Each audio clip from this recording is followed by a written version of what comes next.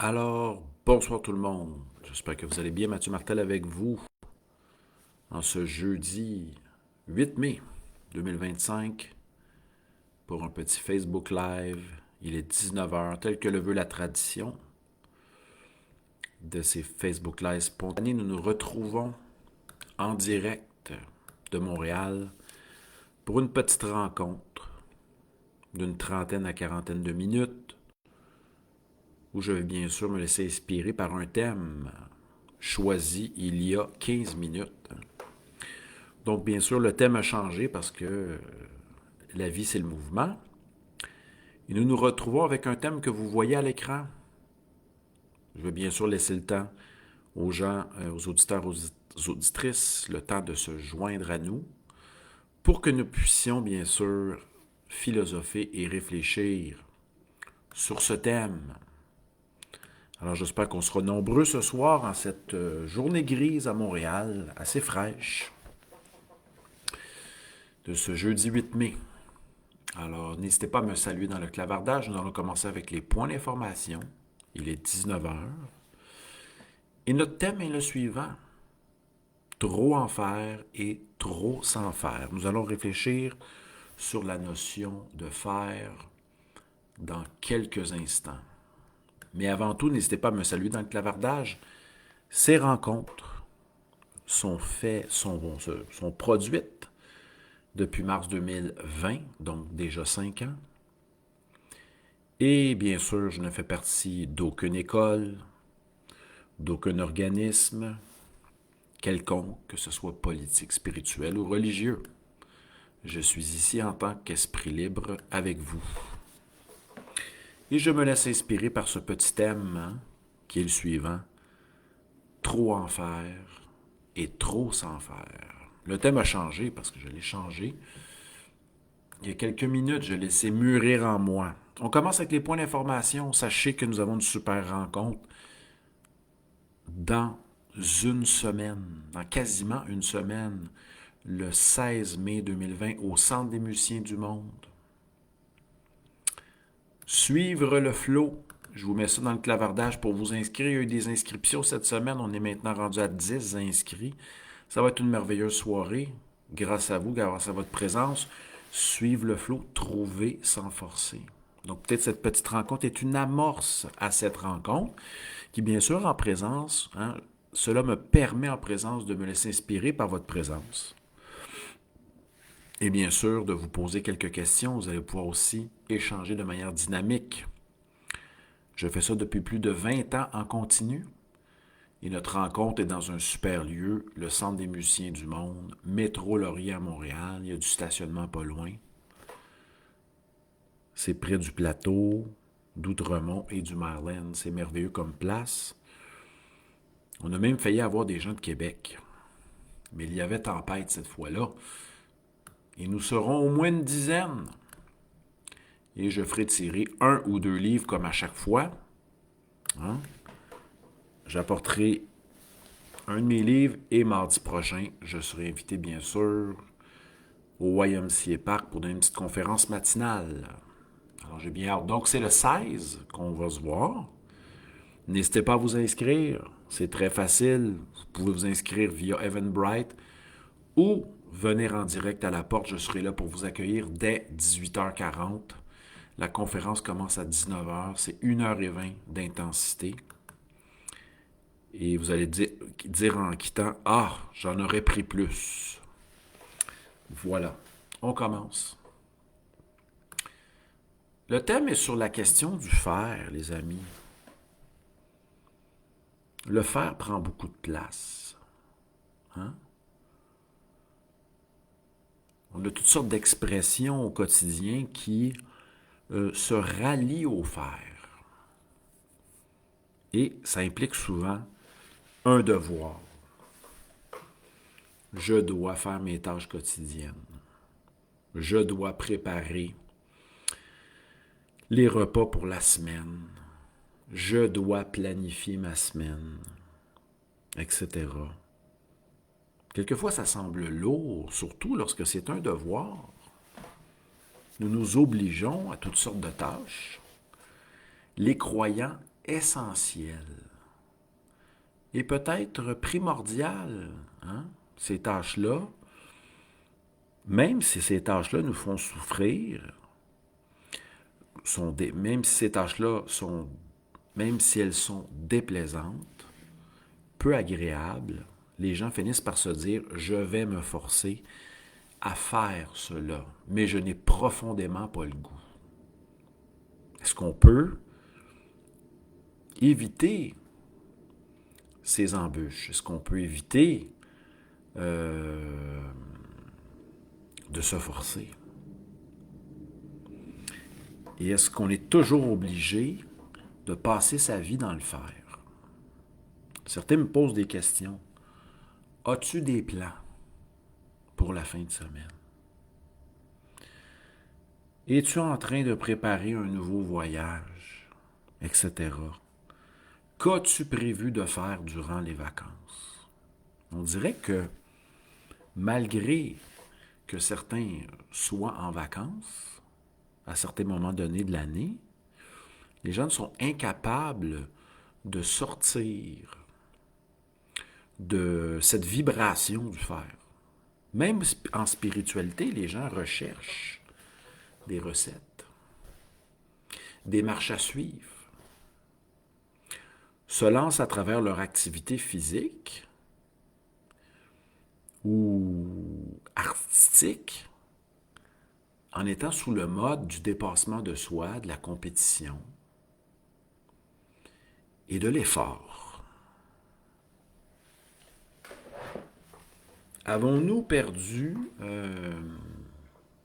contact avec la douce farniente? Avons-nous perdu contact avec le laisser-être? Avons-nous perdu contact avec le fait d'être des dilettantes? Hein? De lire par plaisir, de jouer de la musique par plaisir, de discuter par plaisir, sans but, sans objectif précis, sans que cela nous rapporte obligatoirement. Pouvons-nous délaisser ce mode de la performance, de la compétition, d'une vie orientée vers le faire? Avons-nous mis de côté l'être? Hein? Avons-nous mis de côté le fait de se laisser être, de suivre ce qui nous inspire, d'y aller avec ce qui nous plaît, ce que l'on ressent, ce qui nous appelle?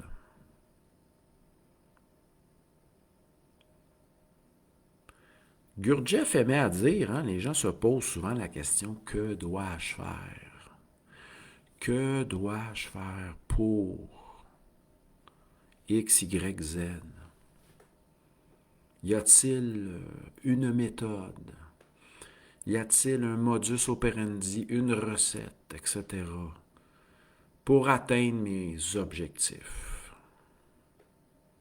Gurdjieff nous dit, nous ne nous posons pas la question inverse. Pourrais-je laisser tomber certaines choses? Serait-il à mon pouvoir de simplement cesser de faire quelque chose? Se pourrait-il que j'en fasse trop? Et aussi que je m'en fasse trop? Est-ce que la vie est si sérieuse que ça? Est-ce que peut-être que nous prenons cela trop au sérieux? Hein, il suffit d'aller en région, au Saguenay, en Gaspésie, au Mont-Tremblant pour se rendre compte que nous vivons dans les grandes villes de manière effrénée. C'est peut-être encore pire à New York, à Paris, à l'heure de pointe. Si on s'éloigne des grands centres, nous allons voir des gens qui ont relativisé. Ce n'est qu'un travail. Ça ne prend pas toute la place. Ça prend une certaine place. Mais ce n'est pas tout.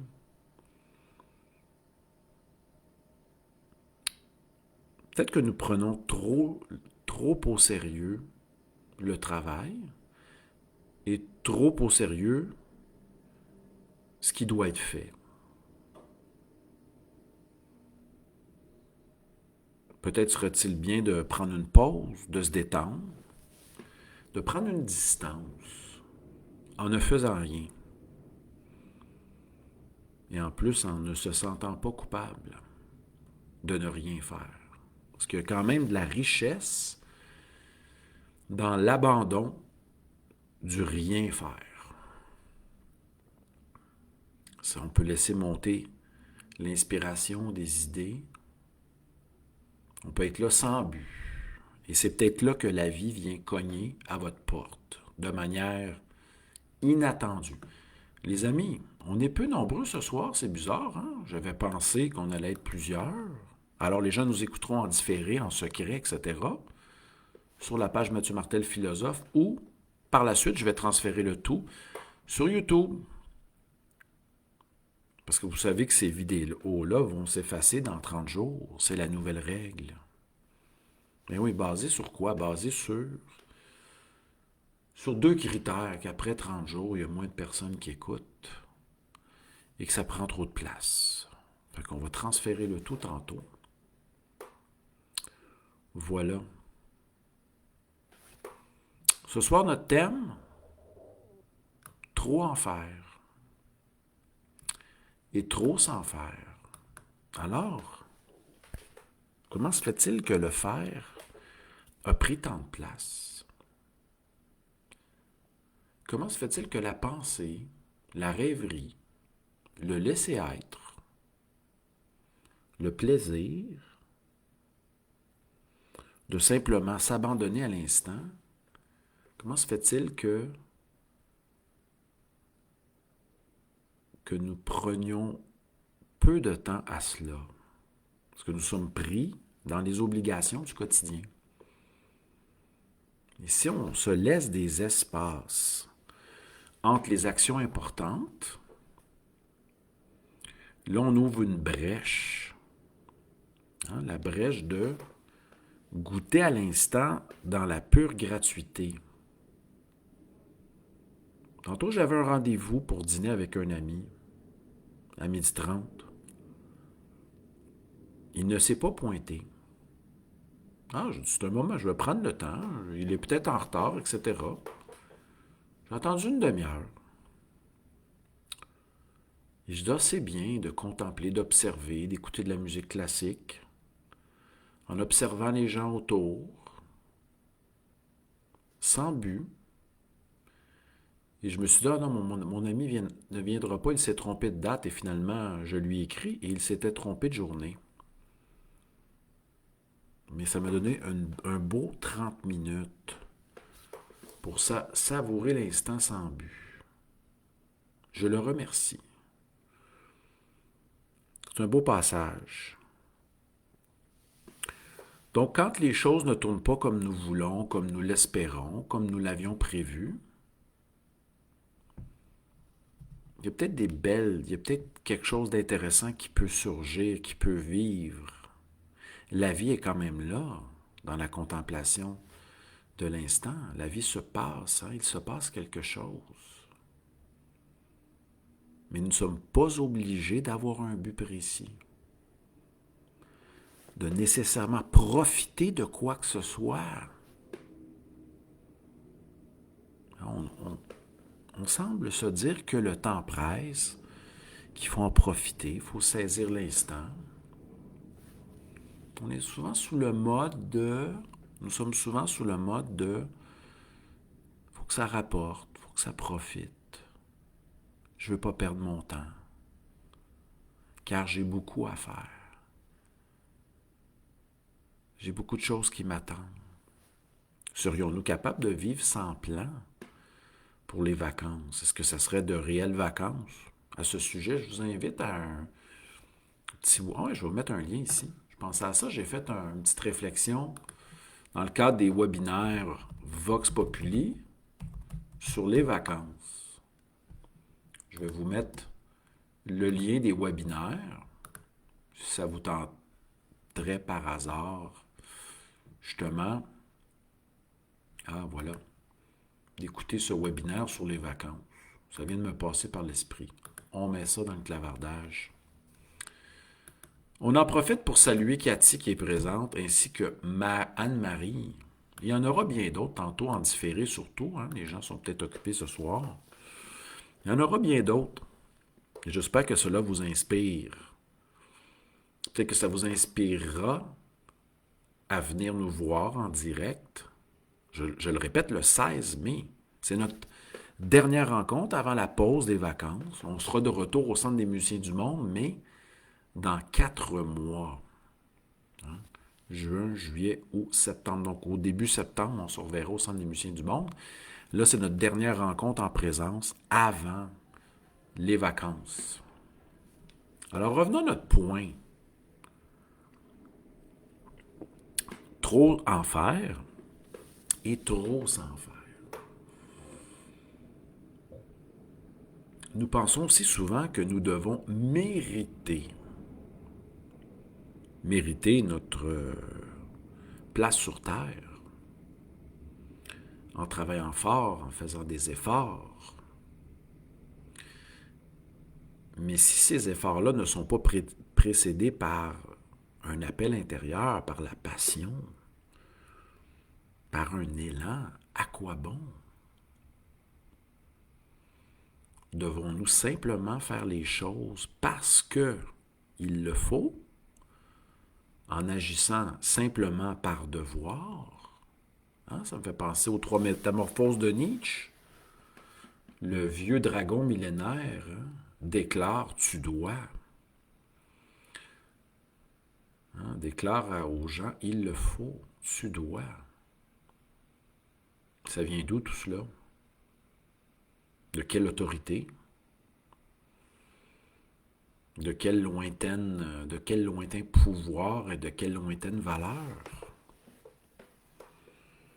Peut-être nos meilleurs moments, c'est lorsque nous agissons dans la gratuité par élan. J'ai déjà entendu des gens s'en vouloir parce qu'ils ne pratiquaient pas assez au niveau de leur instrument de musique. Je m'en veux de ne pas lire. Je m'en veux de ne pas pratiquer mon instrument. On peut s'en vouloir, mais est-ce que ça va vraiment nous aider? Est-il mieux de jouer parce qu'il le faut ou de jouer parce que nous avons l'appel? Certains diront que c'est à force de se forcer, même en faisant semblant que nous allons y arriver. Mais je rappellerai le conseil de Daniel, un de nos auditeurs. Vous êtes artiste, musicien, écrivain. Observez votre crayon, prenez-le, observez votre instrument. Asseyez-vous devant la table à dessin et se laisser être, sans plus. Pour que ça soit, mais que vous allez peut-être constater qu'un élan naturel va surgir. Mais là, ça, c'est 2 écoles. Il y a l'école où il faut s'asseoir à la même heure, à la même place et écrire 1 heure. Il y a une autre école aussi, l'école où tout simplement se mettre dans un certain état, certaine disposition, et le tout peut prendre vie spontanément. Ces 2 écoles. Merci à tous et à toutes d'être là, ce petit Facebook Live réflexif sur la notion de trop en faire et trop s'en faire. Je vais peut-être aborder le fait de trop s'en faire. Pourquoi? Je vous pose la question. Pourquoi nous nous en faisons trop. Qu'est-ce que cela veut dire que s'en faire, ça ramène à la notion de souci. Se faire du souci pour quelque chose à la fois, ça peut être intéressant. Épicure le dit dans la lettre à Ménécée, que l'on soit jeune ou que l'on soit vieux, cela implique le même souci de prendre soin de soi, que l'on soit jeune ou que l'on soit vieux. Mais on va voir ici le souci dans le sens de trop s'inquiéter. À propos peut-être des mondanités. Quand on écoute des belles pièces de Vivaldi, là, face aux tâches du quotidien, face aux obligations quotidiennes, l'art, la musique, la beauté, la pensée, on dirait qu'à mes yeux, ça devient quelque chose de plus important. Plus important. J'écoutais du Vivaldi cet après-midi, je ne me rappelle plus c'était quelle pièce, mais quelques belles pièces où il y avait bien sûr de la basse et du violoncelle. Puis je me disais, oh, nous nous inquiétons pour rien. Hein? Nos problèmes financiers, nos problèmes relationnels, nos douleurs physiques, etc. Tournons-nous vers l'art, la musique, la beauté. Et peut-être que se tourner vers les arts, la pensée, etc., les grandes idées, ça va nous éloigner de nos problèmes. Et peut-être nous tourner vers une forme de lumière de la créativité. Certains iront en nature, contempler la nature, hein, faire une promenade, sauter dans un lac pour se baigner sans but, faire du canot, etc. L'essentiel est peut-être dans la contemplation esthétique. En tout cas, pour Schopenhauer, c'est le cas. Ça l'aide à le libérer, bien sûr, du vouloir vivre, mais on peut voir ça comme contempler la beauté du monde ou la beauté des produits artistiques incroyables que nous ont laissés les grands créateurs, les grandes créatrices de ce monde. Voilà, on salue Eliane qui est présentement là, remerciements à Cathy, à Anne-Marie, à tous ceux et celles qui vont peut-être nous écouter un peu plus tard, qui ont mieux à faire que d'écouter un petit Facebook Live spontané de philosophie réflexive existentielle avec Mathieu Martel sur les thèmes de trop en faire. Et trop s'en faire, vous voyez que dans mon thème, hein, il y a le faire qui est omniprésent. Prenons des vacances. Prenons des vacances du faire. Prenons des vacances. Le grand jovialiste de Montréal aimait à dire que tous nos problèmes sont imaginaires. Nous nous racontons des histoires. Nous prenons au sérieux ce qui n'est pas important. Nous ne nous occupons pas, ne nous soucions pas de l'essentiel. Mais quel est-il cet essentiel? Bon, ça cogne en haut. Laissons cogner. Donc, le faire. Quelquefois, nous sommes dans le paraître, surtout dans le faire, et nous oublions l'être. L'être qui est plus nous-mêmes que nous-mêmes. Et quelquefois, nos réponses vont venir en ne faisant rien. Hein? À chaque fois, quand nous n'allons pas, nous forçons. Peut-être que les réponses vont venir à travers des rencontres, de manière spontanée.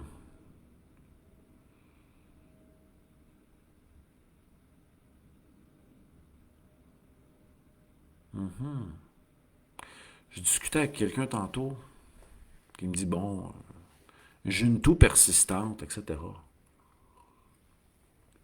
Un autre ami ce matin, une autre connaissance qui avait des problèmes d'inflammation au niveau des mains, etc.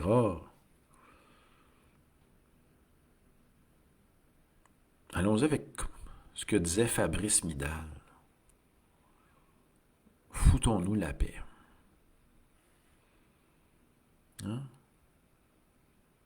Reposons-nous, allongeons-nous sur un sofa et relaxons.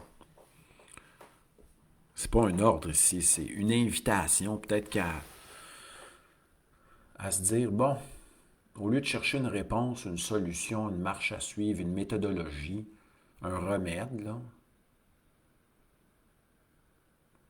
il y a assez de sagesse en mon être pour avoir accès à ce que j'ai profond, à ce qui me ferait profondément du bien. Hein? Certains peuvent même me déclarer, « Ah, j'ai besoin de ne rien faire. » Ça paraît facile. Allons-y avec des propositions. Faites-vous couler un bain. Déposez-vous sur votre sofa. Plongez dans un lac. Étendez-vous et commencez des petits étirements simples.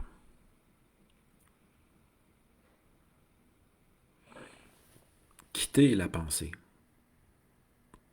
Observez la pensée qui surgit, mais décrochez peut-être de cette pensée-là.